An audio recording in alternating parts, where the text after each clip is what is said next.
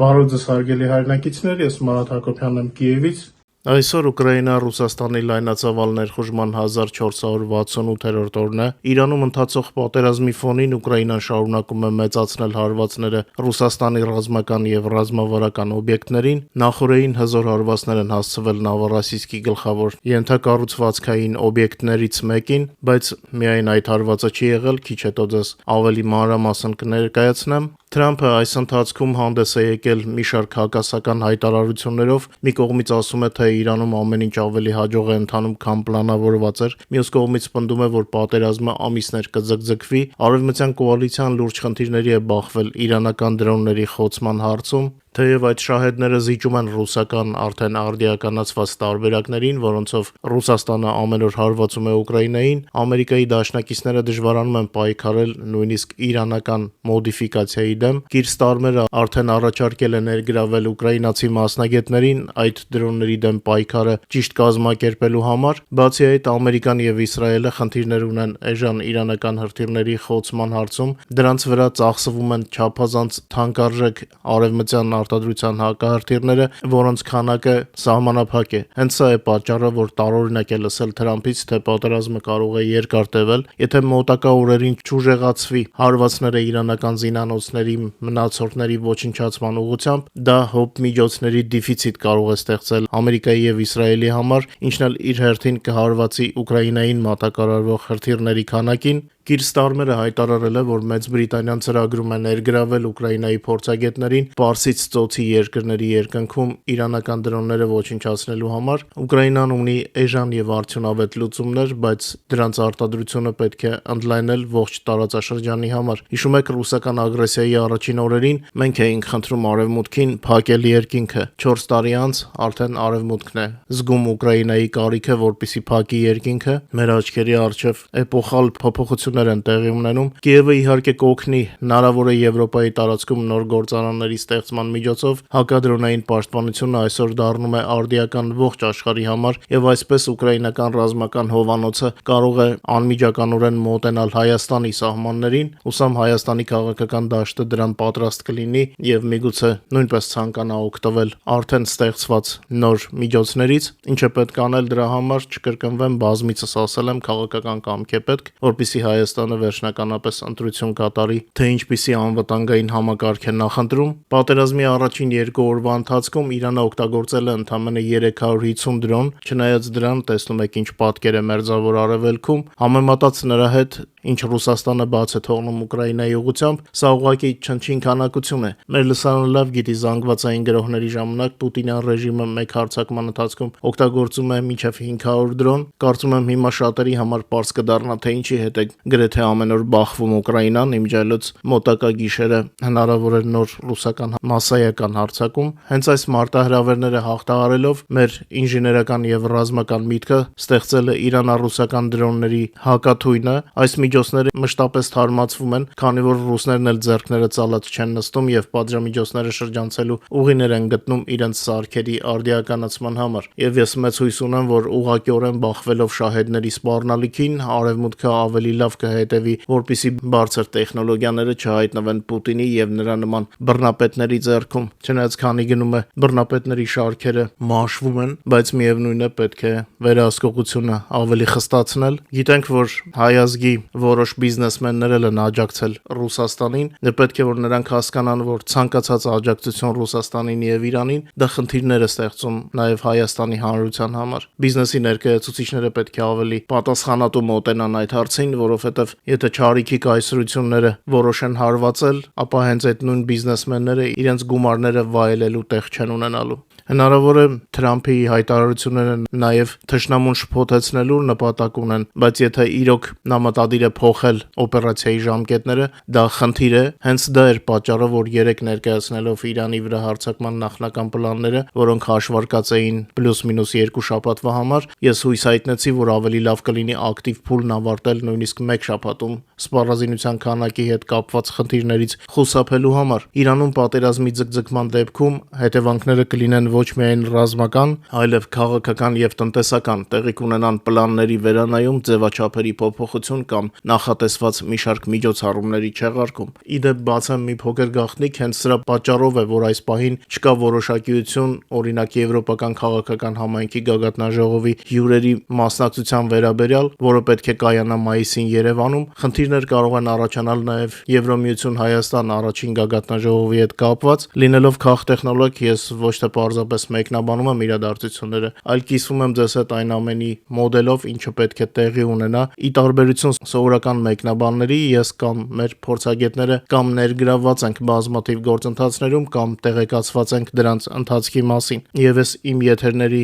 ժամանակ ձեզ հնարավորինս աշխատում եմ տեղյակ պահել, որպեսզի ապահովագրենք մեր հայ հանրությունը նոր մարտահրավերներից։ Հենց այդ պատճառով դեռ անցյալ ամռանը ես վստահ ասում էի, որ հարվածը Իրանին լինելու է։ Ինձ մտահոգում էր, որ հայ հասարակությունը դրան պատրաստ չէ, եւ մենք դա տեսնում ենք հիմա սոցիալական ցանցերում։ Հայաստանում որոշ շրջանակներ ավելի շատ անհանգստացած են Իրանի իրադարձություններով, քան շատերը հենց Իրանում։ Քաղտեխնոլոգները մոդելավորելով այս կամ այն իրադարձությունները միշտ դիտարկում են նաև բացասական սցենարները։ Հենց այդ պատճառով ես այսօրվա եթերում հնչեցնում եմ բոլոր ռիսկերն ու նրբությունները, որոնք կարող են առաջանալ Իրանին սպառազինությունից եւ միջուկային ներուժից զրկելու, ինչպես նաև հանցավոր ռեժիմի լիկվիդացման գործընթացի ձգձգման դեպքում։ Ինչպես երեք ասացի, այս հանցագործները երկիրը ղեկավարել են գրեթե 50 տարի։ Ծնվել են սերունդներ, որոնք մասամբ սովորել են այն իրականությանը, որը կար դեռ 3 օր առաջ։ Մենք հայերս հավանաբար բոլորից լավ գիտենք, որ Իրանը հնագույն քաղաքակրթություն է եւ դրա հետքը քաղաքականության վրա շատ հստակ է։ Քանի դեռ չեն լիկվիդացվել նախկին ռեժիմի հետ կապ ունեցող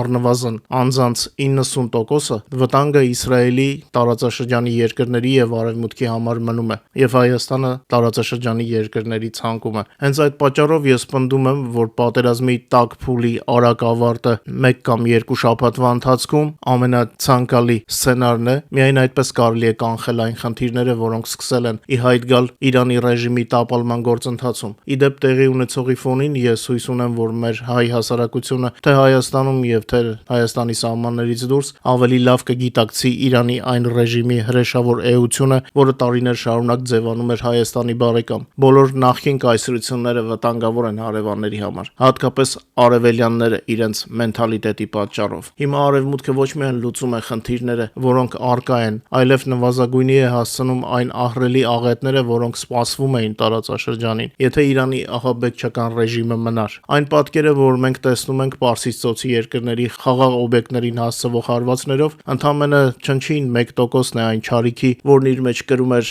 արդեն գլխատված իրանական ռեժիմը։ Հենց այդ պատճառով նրանց ոչնչացումը փրկություն է բոլոր շրջապատողների համար։ Իսկ ուկրաինական զորքերը իրենց հերթին ռազմաճակատում Պուտինյան ռեժիմին զրկում են գործունեության միջոցներից, դրա համար հարվածներ հասցնելով Ռուսաստանի խորքերը եւ լիկվիդացնելով օկուպանտների հորդաները ռազմաճակատում, որոնց մասին ավելի մանրամասն կպատմեմ մեր եթերի երկրորդ մասում։ Իսկ հիմա ասեմ, որ նախորդին ռազմաճակատում տեղի ունեցել 145 մարտական բախում, ինչպես երեք ասացի, Պուտինը չի կարողանում գտնել ցանկալի քանակությամբ զինվորներ, այդ իսկ պատճառով մարտերի քանակը նվազել են, բայց դա չի խանգարում ուկրաինական կողմին փորձել ավելի շատ օկուպանտներ ոչնչացնել։ Այդ 145 մարտական բախման ընթացքում ուկրաինական զինված ուժերը լիկվիդացրել են եւս 960 օկուպանտի եւ նրանց 2147 միավոր տեխնիկան եւ սպառազինությունը։ Ինչպես տեսնում եք, բերքաշատ օր էր 3 մարտի դաշտում խոցումների առումով։ Ուկրաինական գլխավոր շտաբը նաև հայտնել է, որ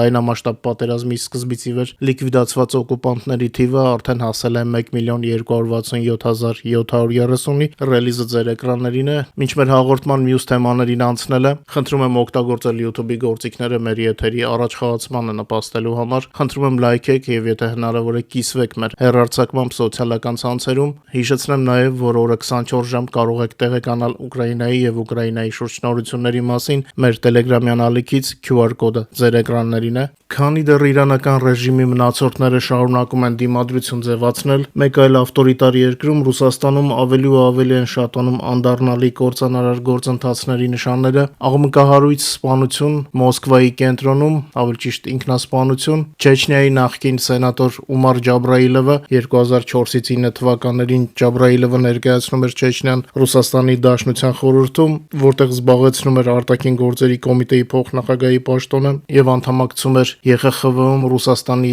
պատվիրակությանը եւ մասնակցում արտաքին քաղաքական հարցերի քննարկումներին, ինքնասպանություն է գործել, ինչպես ես իմ եթերներում բազմիցս ասել եմ, երբ երկիրը փլուզվում է, նման երևույթները դառնում են անխուսափելի եւ գնալով դրանք շատանալու են։ Մեռնող երկրի համար դա նորմ է, տարբեր խմբավորումների համար կերակրատաշտը խիստ նեղացել է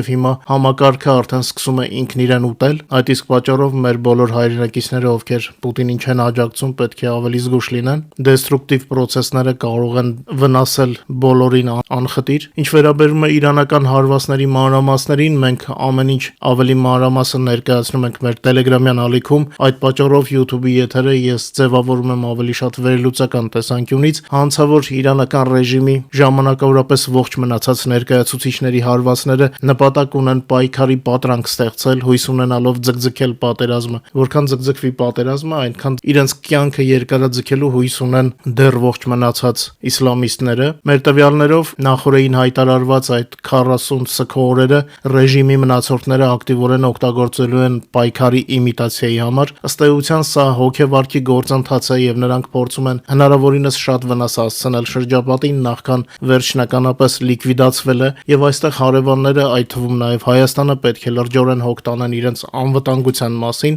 Ամեն դեպքում ես կոչ եմ անում մեր համակիրներին խուսափել Իրանում ընթացող գործողության նկատմամբ թերագնահատումից կամ հեշտ հաղթանակի սպասումից։ Սա այն դեպքն է, երբ վիրավոր գազանը կրկնակի վտանգավոր է, արտահայտությունը միանգամայն տեղին է, հենց այդ պատճառով էլ պետք է առավելագույնս արագ հասցնել իրանական սպառնալիքի լիկվիդացումը մինչև վերջ։ Իդեպ վերադառնալով Թրամփի հայտարարություններին, պետք է ընդգծել հստակ մեսիջը, որը հնչեցրեց Ամերիկայի նախագահը։ Թրամփը հայտարարել է, որ Իրանի կառավարության անդամների մեծ մասը կկարողանա մնալ իր պաշտոնին Այաթոլլահ Խամենեիի մահից հետո, եթե Թեհրանը համաձայնի համագործակցել Ամերիկայի հետ։ Նա այս տարբերակը անվանել է իդեալական սցենար, այն համեմատելով Վենեսուելայի հետ, որտեղ ամերիկյան զինվորականների կողմից Նիկոլաս Մադուրոյի եւ նրա տիկնոջ ձերբակալությունից հետո իշխանությունը պահպանել են գրեթե բոլոր պաշտոնյաները, բացի 2 հոգուց։ Նախագահ Թրամփը հավելել է, որ ինքը ունի 3 շատ լավ թեկնածու Իրանի ապագա առաջնորդի պաշտոնի համար, սակայն դեռ մտադիր չէ բացահայտել նրանց։ Եկեք նախ գործը անենք, ընդգծել է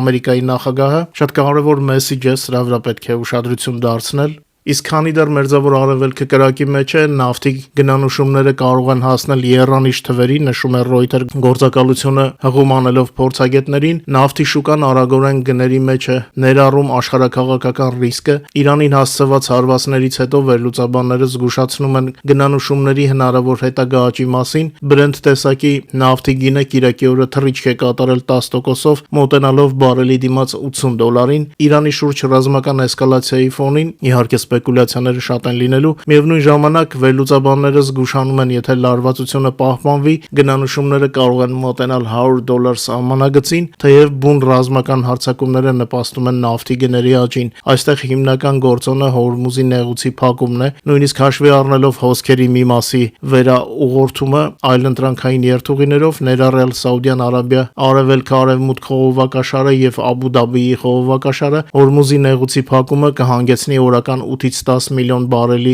զուտ կորստի։ Կիրակի օրը OPEC+ երկրները պայմանավորվել են ապրիլից սկսած ավելացնել արդյունահանումը օրական 206,000 բարելով, սակայն այս ծավալը կազմում է համաշխարհային պահանջարկի 0.2%-ից պակաս եւ դժվար թե կարողանա փոխհատուցել հնարավոր խափանումները Հորմուզի նեղուցում։ Իրանական ճգնաժամը ստիպել է Ասիայի կառավարություններին եւ նավթավերամշակող ընկերություններին հրատապ կարգով գնահատել պաշարները եւ մատակարարման այլընտրանքային երթուղիները։ Այս ամենի ֆոնին Հորմուզի նեղուցի ապաշրջափակումը կարող է հավասարակշռել գների հետ կապված հետագա իրավիճակը, իսկ վերջնական կայունացման վերաբերյալ դեռ ոչ ոք հստակ կանխատեսումներ չի անում։ Ամեն ինչ կախված է Իրանում գործողությունների տևողությունից, այստեղ արևմուտքի գլխավոր խնդիրն է նաև փակել Ռուսաստանի հնարավորությունը նավթի գների բարձրացման ֆոնին լրացուցիչ եկամուտներ ստանալու համար։ Հենց այդ պատճառով Ռուսաստանի նավթային հզորությունների վրա ուկրաինական հարվածները հնարավորության դեպքում կաճեն, դե գիշերը ցույց տվեց, որ արդեն աճել են։ Հուսադրող են նաև Ռուսաստանից Տվերային նավատորմի նկատմամբ եվրոպական եւ ամերիկական գործընկերների վճռական տրամադրվածությունը, ռուսական նավթի շրջափակման համար լուծումներ կան, անհրաժեշտ է դրանց իրականացումը, իմպլեմենտացիան։ Այս առումով ուժեղացված ուշադրության կենտրոնում կհայտնվի նաև Թուրքիան, անհրաժեշտ է, որ արևմուտքի բոլոր դաշնակիցները լավ աշխատեն պատժամիջոցների ձևաչափով եւ չօգնեն Պուտինին։ Եթե Էրդողանը ցանկանում է ապացուցել, որ ինքը Ամերիկայի դաշնակիցն է, ապա պետք է իրեն լավ պահի։ Անհրաժեշտ է Ռուսաստանի խիստ շրջափակում Բալտիկ եւ Սև ծովերում։ Մարտի 2-ի գիշերը Նավառասիսկը ենթարկվել է դրոնների հարձակմանը, հրդեհ է բռնկվել Շեսխերիս նավթային տերմինալում, որը Ռուսաստանի բանակի մատակարարման եւ արտահանման խոշորագույն օբյեկտներից մեկն է։ Մեր տելեգրամյան ալիքի հետևորդները առաջիններից մեկն են իմացել այն մասին, որ մարտի 2-ի գիշերը Նավառասիսկում պայթյունների շարք է հնչել։ Կադրերը շատ տպավորիչ են, խորհուրդ եմ տալիս դիտել, եթե ինչ-որ մեկը բաց է թողել։ Հարվածներից քիչ անց նավահանգստի տարածքում հրդեհ է բռնկվել, որն ընդգրկել է Շեսխերիս նավալցման տերմինալը։ Այս համալիրը համարվում է խոշորագույնը Ռուսաստանի հարավում եւ ռազմավարական դեր է խաղում նավթի եւ նավթամթերքի վերաբեռնման գործում։ Օբյեկտը գտնվում է ռազմաճակատի գծից մոտ 345 կիլոմետր հեռավորության վրա։ Ռուսական լրատվամիջոցները նշում են, որ հարձակումը իրականացվել է ինչպես օդից, այնպես էլ ծովից։ Կրասնոդարի երկրամասի օպերատիվ շտաբի տվյալներով հարձակման հետևանքով վնասվել են նաեւ 6 բազմաբնակարան եւ 5 մասնավոր տուն։ Սա ավելի շատ ռուսական հոպի անփութությունից է։ Քաղաքապետ Անդրեյ Կրավչենկոն հայտարարել է Առափնյա փողոցի շրջանում երթևեկության դադարեցման մասին, այլ վնասների մասին տեղական իշխանությունները չեն հայտնել։ Փոխարենը Ուկրաինայի զինված ուժերի գլխավոր շտաբը արդեն հաստատել է հարվածները։ Ըստ նախնական տեղեկությունների հաստատվել է տերմինալի նավթալցման ստենդերների եւ S400 համալիրի կազմի մեջ մտնող ռադիոլոկացիոն կայանի խոցումը։ Պատճառված վնասների աստիճանը Գենշտաբը դեռ ճշգրտում է։ Բացի այդ, հաստատվել է Ռուսաստանի Կրասնոդարի երկրամասի Ալբաշնևց նավթավերամշակման գործարանին փետրվարի 28-ին հասցված հարվածի արդյունքները, ոչնչացվել է RVS 5000 տեսակի 4 ռեզերվուար, վնասվել են 3 RVS 2000 ռեզերվուարներ, խողովակաշարեր եւ ստորգետնյա պահեստարան։ Այսօր առավոտյան մեր լրատվականները հայտնում էին նաեւ Ուկրաինայի անվտանգության ծառայության դրոնների հարվածի մասին Նավառասիսկի նավահանգստի ռազմական եւ նավթային օբյեկտների նավերին, նավթային ենթակառուցվածքներին եւ հոբ համակարգերին։ Հենց լրատվամիջոցների տեղեկատվությունը դառնա ավելի օֆիցիալ, ձեզ ավելի մանրամասն կներկայացնեմ, բայց ինչպես տեսնում եք, բերքը այսօրվա շատ առատ է։ Բացի այդ, Ուկրաինայի պաշտպանության ուժերը հարվածներ են հասցրել Ռուսաստանի կարևոր ռազմական օբյեկտներին Ղրիմում եւ Լուգանսկում։ Օկուպանտված այդ տարածքներում թիրախավորվել են հազվագյուտ ռադիոլոկացիոն կայաններ եւ ոչ միայն ուկրաինական ստորաբաժանումները հարվածել են Ղրիմի մի քանի կարևոր թիրախների, որոնք թշնամին օգտագործում էր օդային տարածքի վերահսկման եւ կապի համար, խոցվել են հեռավոր տիեզերական կապի կենտրոնը Եվպատորիայի մոտակայքում գտնվող Վիցինը բնակավայրի շրջանում,